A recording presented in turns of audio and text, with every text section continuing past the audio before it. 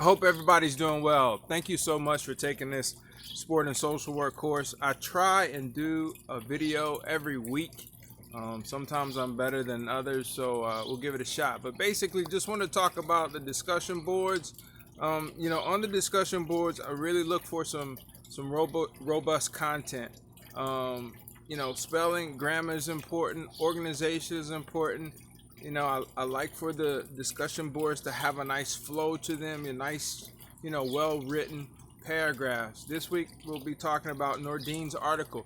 If you think about it, and if you've read Nordine's article already, you see that the article written in 2008 really focuses on academics. It really doesn't talk about some of the things that we're talking about 12 years later, in terms of student athletes and substance use issues and mental health and wellness and disordered eating and, trauma. And it does talk a little bit about the challenges of being a student and an athlete, but it really focuses on the academic piece. So if you want to bring in some more contemporary issues into your discussion board, please feel free to do that. Again, I just like a really brief reflection of the article, a tie between the article and what we're seeing currently, and then some information, that reflects some of the issues as we see them currently in the past in the reading that you took a look at. The same thing goes for the Fletcher article. I really like the Fletcher article because if you're not that familiar with college athletics, it sort of gives you that macro view, okay? Nordine, micro, okay? All right, Fletcher, macro. Talks about the NCAA, talks about conference level, talks about teams, talks about different biases in terms of gender and culture, and I'm not sure if race is included. The thing that the Fletcher probably doesn't hit upon is it doesn't dig deep into so it talks about the NCAA, it talks about conferences, it talks about athletic departments, but then it doesn't dig deep into the athletic department. Because if you're doing social work in sports and athletics, you begin to learn that understanding the infrastructure of an athletic department is important. So you got your athletic director, you've got your internal and external associate athletic directors or executive. You might have an executive athletic director that oversees academic support and student services. Then you might have another senior associate athletic director who oversees sports medicine, those major departments, maybe one for communication. Then you go down to your assistant athletic directors, and those work in as director levels of academic support, of behavioral health services, of sports medicine, and then you've got your team level stuff. So really understanding the infrastructure in the NCAA athletic department is important. Increasingly understanding the conference dynamics. For example, the Big Ten just introduced they're going to have a mental health task force as it relates to mental health in the Big Ten. Or understand the NCAA. The NCAA has Office of Diversion and Inclusion. They have, now they have an independent board that looks at infractions. They have what other great things? They have the Sports Science Institute with the head of behavioral health and sports medicine, Dr. Brian Hainline. So digging deep. So if you decide to look at the Fletcher article, and both articles are on the table for the discussion board, I changed that. Try and tie what's going on to what these articles are talking about after summarizing these articles. And it gives you a nice way of looking at the evolution and beginning to think of some issues. The other piece that I want to talk about is please begin to think about your issue briefs now. After you turn in the movie viewing in a couple of days, your attention needs to turn to that issue brief and start narrowing down on the issue. And in this email to you, I will include a link to a video that talks about how to develop the issue brief, because I like the issue brief to be concise.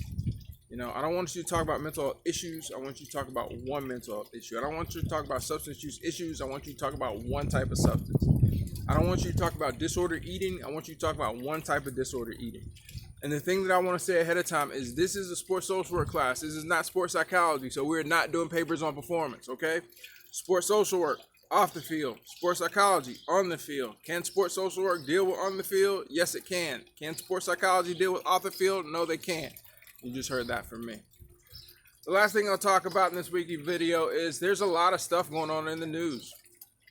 The Rooney Rule. When we talk about social justice and social work, the owners had actually incentivized through draft picks, the hiring of minority and the interviewing and hiring of minority candidates, and that issue was tabled today.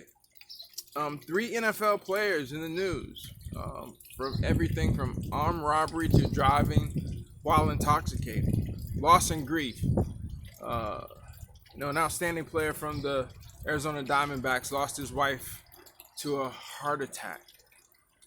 The ongoing challenges of restarting sports in this remarkable time of COVID continues to be in news. Will we see the NBA come back?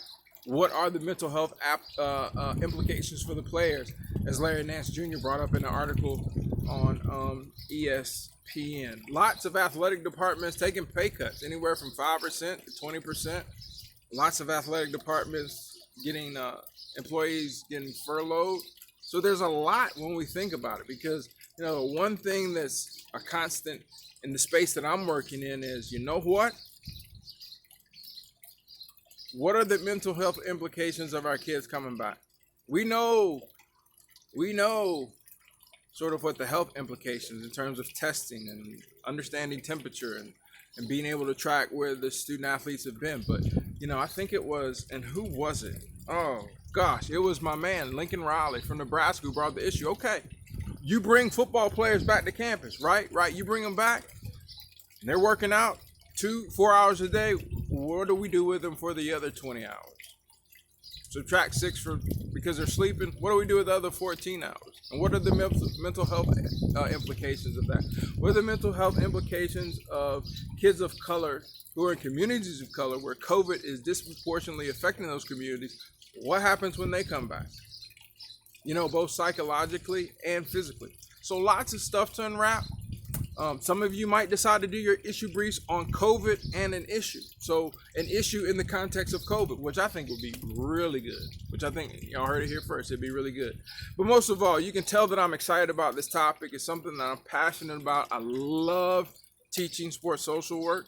I love questions. I love emails. I love telephone calls. I love text, and I look forward to getting together with you on a video conference soon. If I can be of assistance anyway, don't feel free just to hit me up. Look forward to the next video. Look forward to our video conference. Look forward to reading the discussion boards. But most important, stay safe, stay well. Peace out.